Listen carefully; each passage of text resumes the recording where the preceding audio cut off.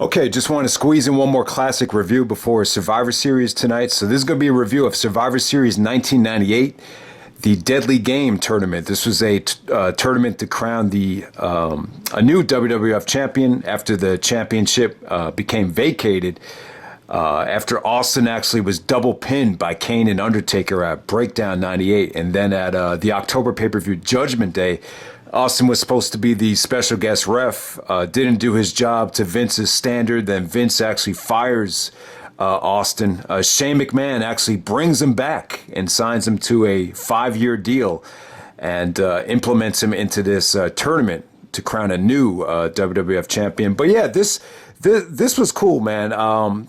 Wrestling wise, crowd reaction wise, even I really wasn't that impressed with the wrestling on the show. But I'll tell you, the tournament's definitely a lot of fun, and it definitely plays with you very emotionally.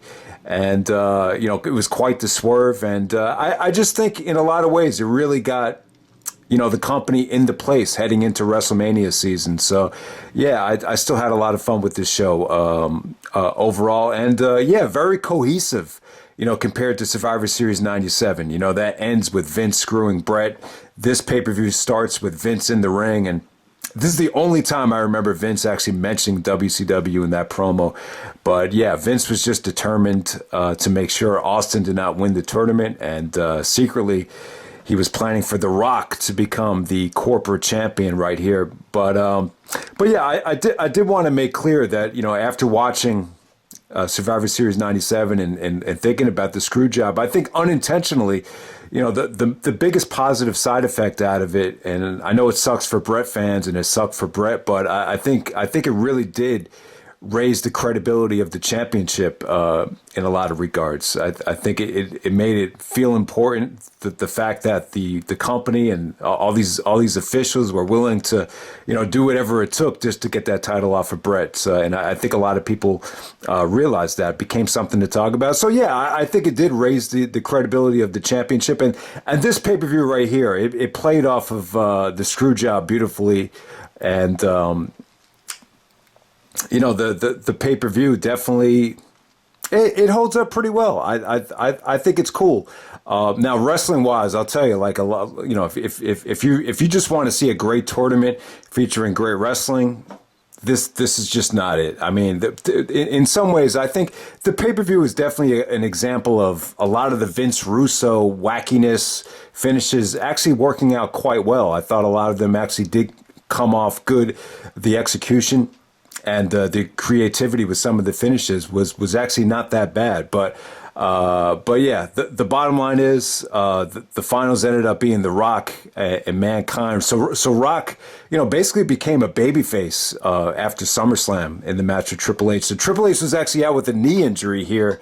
And but you got to give Rock credit. He beat Triple H to the punch. Rock becomes champion before Triple H, which is fascinating, especially when you consider the fact that Triple H was behind, the screw job taking place a year prior.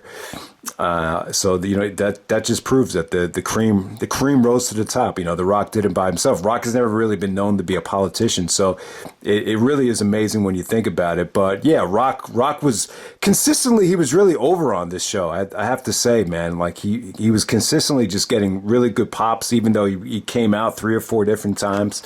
And the fans got behind him. Mankind, Foley was kind of, Foley was actually calling Vince McMahon dad on the show. It was pretty laughable. But I think looking back on it, you could definitely see that the seeds were definitely planted for the Mick Foley babyface turn with the Mr. Sacco thing and everything. It was catching on to a degree, but most people were still rooting for The Rock, even in the main event. So it was definitely quite the swerve.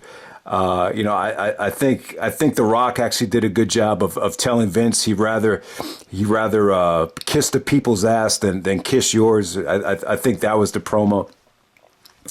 And so I thought the main event between Rock and Foley, this main event right here, really underrated stuff. I think a lot of people look at the finish and just kind of bash the match, but Foley went above and beyond to bust his ass for The Rock. Rock hit him with some vicious chair shots while the steel steps was sitting on Foley's sternum. He was just delivering shot after shot. So Shane was actually out there with Vince in the main event after screwing Austin. So yeah, this is not going to be a match by match review. So I'm going to go main event first, and then I'll touch on the Austin stuff later.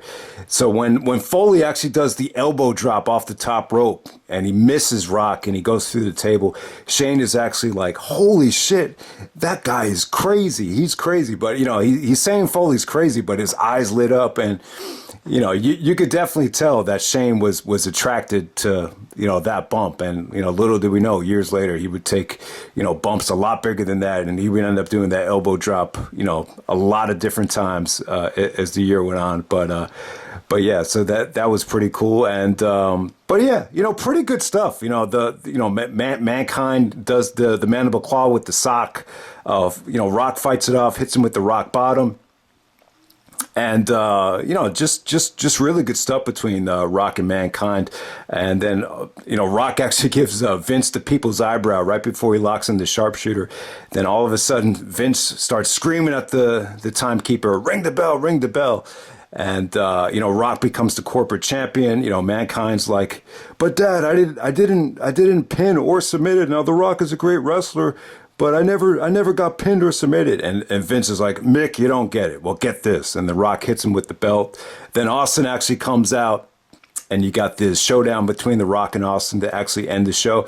So yeah, really creative stuff here. I think a lot of, I would definitely say this. The Rock was popular at the time, but he had never been a babyface at the main event level yet. I still think, Rock needed this Survivor Series to backlash. I think he needed this whole, late 98 going into early 99 to really get a run as a main event heel. This is where The Rock did his best work, in my opinion.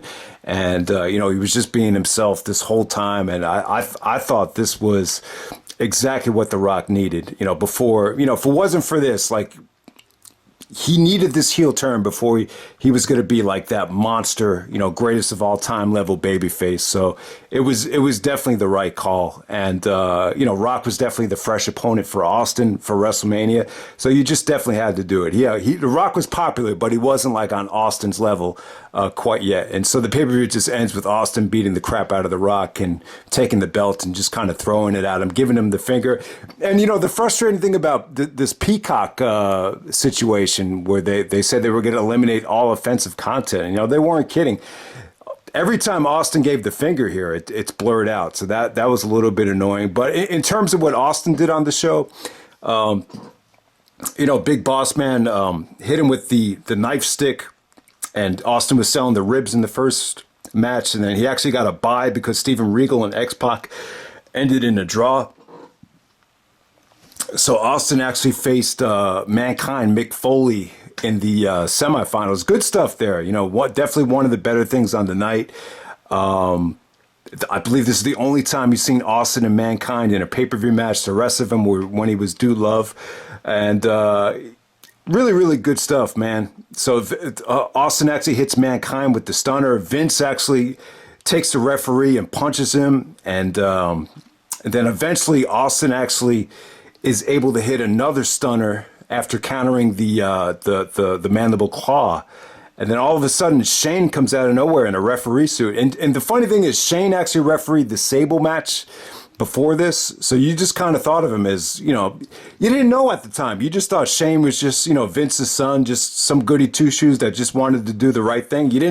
I don't think anyone was really thinking like Shane was going to be a huge part in the company for years to come. So Austin hits Mankind with the stunner. And, but before Shane counts three, he just starts sticking the middle finger up at Austin, starts smiling. It was cool, man. Like Vince said, Academy Award winning performance from Shane.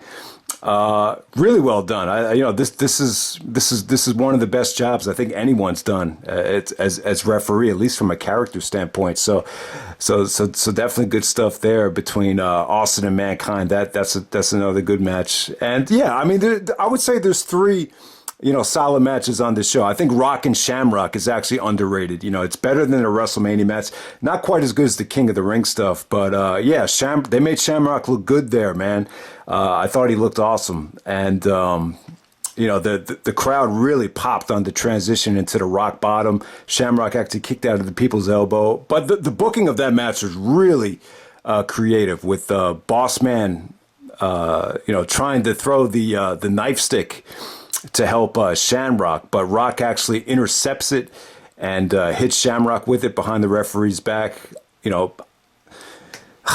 It was creative because when you look back on it, he was really throwing it to the Rock. So just the way they booked the Rock's matches here to get that the small package on Bossman immediately when his first round match started. That was just a swerve. When you look, it's one of those pay-per-views where when you look back at the tournament, you could see how, secretly they were, planning for The Rock to win this whole thing. It definitely came off like that. Undertaker and Kane had a really awful match. I thought that match was, it just, for whatever reason, it just didn't work. That was probably the weakest tournament match right there. But yeah, man, the tournament is pretty fun. It really is. There's definitely 3 matches worth checking out. A lot of it is just kind of, quick finishes, just really, the finishes were somewhat creative, but at the same time, the actual work is just, it's just very attitude era like quality, Vince Russo-esque type quality. But yeah, I'm not gonna, I know people have stated that this is Vince Russo's magnum opus or whatever, but I'll tell you, if you don't have the characters in place, Shane, Vince, Foley, Austin, Rock, this just wouldn't have worked. You got to have talent. You got to have different characters to really pull off something like this. And it was a great swerve. And yeah, so a historic show. This is The Rock's first WWF championship. And it's funny, like I didn't even think about it, but the championship changed hands, I believe, at every Survivor Series from Survivor Series 94 to 99. So like the last 6 years of the 90s, the championship actually did change hands. So that's pretty funny to think about. But yeah, this was the tournament, Survivor Series 1998. Like I was saying, guys, fun tournament, wrestling wise. It's your typical WWE tournament, but at the same time, the advantage it has over King of the Ring is you get a full tournament on pay-per-view. Sometimes with King of the Ring, you'll just have the semifinals and the finals. They put the whole tournament on the pay-per-view here, so I like that about it. But, wrestling wise, it's not good. I would say from a storyline and from a character development standpoint. It's a lot of fun. It really hits you emotionally at the end, especially if you were invested in the newfound popularity of The Rock at the time. So that's Survivor Series 98, and I'm out. All right.